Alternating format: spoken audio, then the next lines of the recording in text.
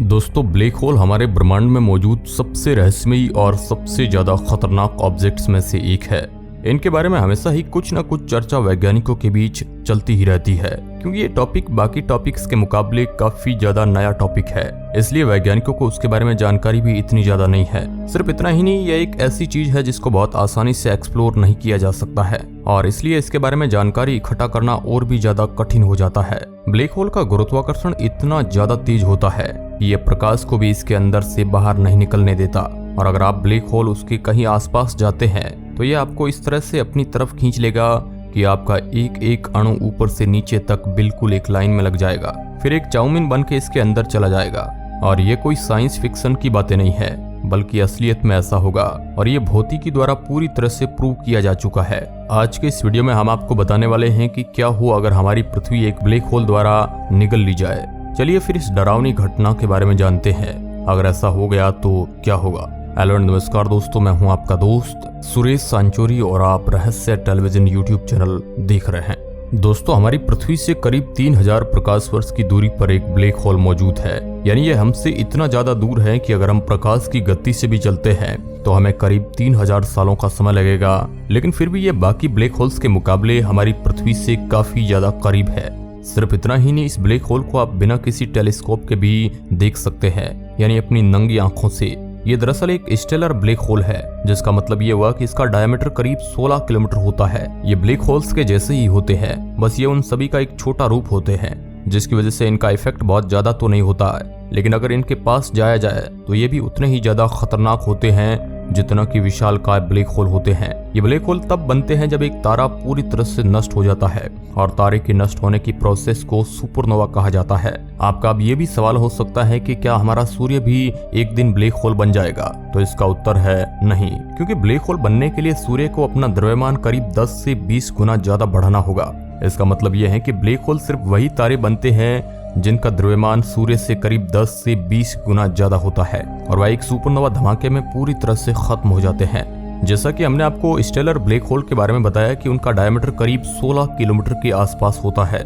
इसके बाद आते हैं सुपरमैसिव ब्लैक होल्स, जो इतने ज्यादा विशाल होते हैं कि उनका डायमीटर हमारे आधे सौरमंडल के बराबर होता है, और इनका गुरुत्वाकर्षण इतना सारा होता है जितना आप अंदाजा भी नहीं लगा सकते हैं। इनका वजन हमारे सूर्य जैसे करीब 1 लाख सूर्यों का वजन मिलाकर होता है। अगर आपको ना पता हो तो आपको बता देते हैं कि हमारी गैलेक्सी मिल्की वे के बीच में भी एक ऐसा ही सुपरमैसिव ब्लैक होल मौजूद है। इसका गुरुत्वाकर्षण इतना ज्यादा तेज है कि उसने कई सारे तारों को अपने आसपास बांध रखा है, और पूरी की पूरी एक गैलेक्सी ही बना रखी है। इस ब्लैक होल का नाम है सेजिटेरियस ए। अगर पृथ्वी पर 1 मिलीमीटर का भी ब्लैक होल आ जाता है तो वह भी हमारे लिए काफी ज्यादा खतरनाक होगा, क्योंकि इसका भी द्रव्यमान काफी ज्यादा होगा और गुरुत्वाकर्षण बल भी बहुत अधिक होगा। बिल्कुल आपको नुकसान पहुंचाएगा या नहीं, ये पूरी तरह से इस बात पर निर्भर करता है कि आप उसके इवेंट होराइजन से कितना ज्यादा दूर है।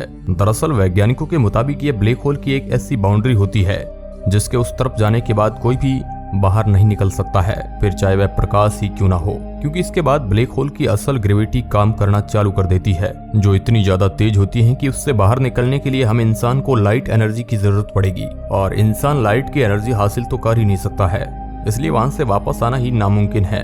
आपको इवेंट होराइजन से बाहर निकलने के लिए प्रकाश की गति से भी तेज चलना पड़ेगा, और ऐसा नामुमकिन है। इसलिए इवेंट होराइजन पार करने के बाद कोई भी चीज वापस आ नहीं सकती है। अगर हमारी पृथ्वी एक ब्लैक होल के नजदीक जाती है तो सबसे पहले तो इसके बाहरी हिस्सा बहुत तेजी से ब्लैक होल की तरफ खींचने लगेगा, और सिर्फ इतना ही नहीं, हमारी पृथ्वी पर पूरी तरह से वैक्यूम महसूस होने लगेगा, यानी हर चीज हवा में उड़ने लगेगी, और बिल्कुल ऐसा लगने लगेगा कि जैसे हम पूरी तरह से अंतरिक्ष में आ गए हैं। और ऐसा इसलिए होगा क्योंकि अब पृथ्वी का गुरुत्वाकर्षण नहीं, बल्कि ब्लैक होल का गुरुत्वाकर्षण काम कर रहा है। पृथ्वी का गुरुत्वाकर्षण ब्लैक होल के गुरुत्वाकर्षण के सामने इतना ज्यादा छोटा होगा कि हमें वह महसूस भी नहीं होगा। हमारी पृथ्वी धीरे धीरे बहुत बड़े बड़े टुकड़ों में ब्लैक होल के अंदर जाने लगेगी। जैसे जैसे पृथ्वी ब्लैक होल के करीब जाती जाएगी, वैसे वैसे इसका तापमान बहुत तेजी से बढ़ने लगेगा, और ऐसा इसलिए होगा क्योंकि इसकी गति बहुत तेजी से बढ़ रही होगी, और ये ब्लैक होल के आसपास जा रही होगी। इसके आसपास का तापमान काफी ज्यादा गर्म होता है। सबसे पहले तो हमारे पृथ्वी के कोर पर इसका काफी ज्यादा असर होगा, जिसकी वजह से हमारी पृथ्वी पर काफी ज्यादा भूकंप आने लगेंगे,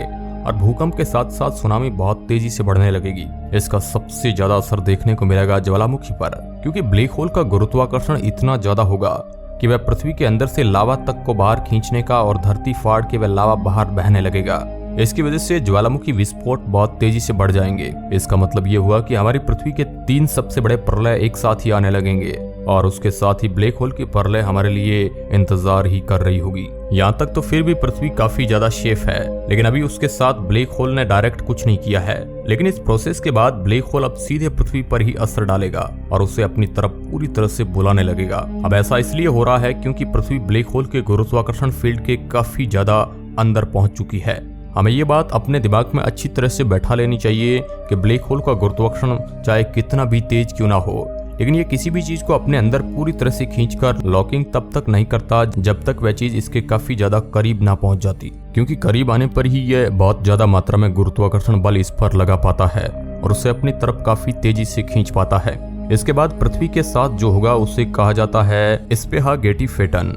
दरअसल अगर आपको नहीं पता हो तो बता दें कि वेस्टर्न साइड में यानी अमेरिका जैसे देशों में नॉर्मल नूडल्स को स्पेहागेटी कहा जाता है और वहीं से ही इस प्रोसेस को इसका नाम मिला है।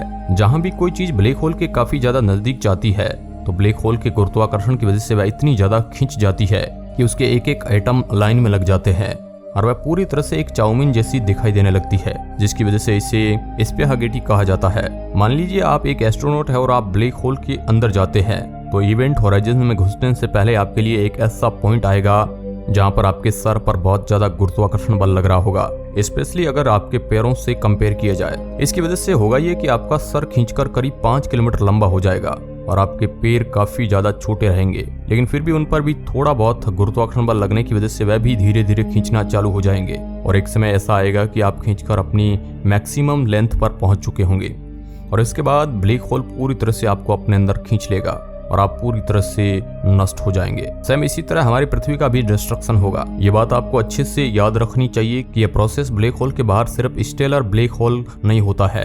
अगर ब्लैक होल सुपर मैसिव है यानी सबसे विशाल तरह का ब्लैक होल हो तो यह प्रोसेस उसके अंदर ही होगा, क्योंकि उसका इवेंट होराइजन ही उतना ज्यादा विशाल होता है। ब्लैक होल के पृथ्वी के खाने की वजह से सिर्फ पृथ्वी पर ही नहीं बल्कि हमारे सौरमंडल पर भी काफी ज्यादा असर पड़ेगा और ऐसा इसलिए होगा क्योंकि ब्लैक होल उन सबको भी अब खींचना चालू कर देगा, क्योंकि अब उसके पास और भी ज्यादा द्रव्यमान बढ़ चुका होगा। इसकी वजह से हमारे सूर्य और बाकी सारे ग्रहों का संतुलन बिगड़ जाएगा और वह एक दूसरे से शायद टकराना भी चालू कर दे, लेकिन अंत में वह सभी एक साथ ब्लैक होल के अंदर ही आ जाए। इसलिए वह पहले चाहे जो भी करे उससे ज्यादा कुछ असर नहीं पड़ेगा। ये ब्लैक होल अपना गुरुत्वाकर्षण हमारे सौरमंडल में मौजूद एस्टेरॉयड बेल्ट पर भी दिखाएगा, जहां पर 5 लाख से भी ज्यादा एस्टेरॉयड वहां पर मौजूद है। और जब ये ब्लैक होल के द्वारा खींचे जाएंगे तो ये सारे ग्रह से जाकर टकरा जाएंगे और फिर असली तबाही की शुरुआत होगी। तबाही पहले से बहुत ज्यादा तेज हो जाएगी, लेकिन उसके बाद ब्लैक होल इन सब को पूरी तरह से खा लेगा। इसलिए इस तबाही का भी कोई भी मायने नहीं है।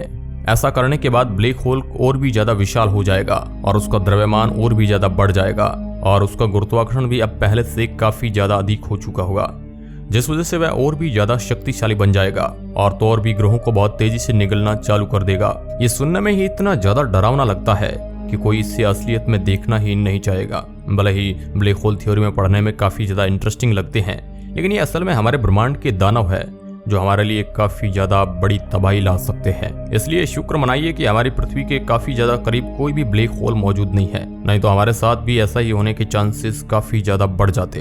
तो दोस्तों, इसके बारे में आप क्या सोचते हैं हमें कमेंट के माध्यम से जरूर बताएं।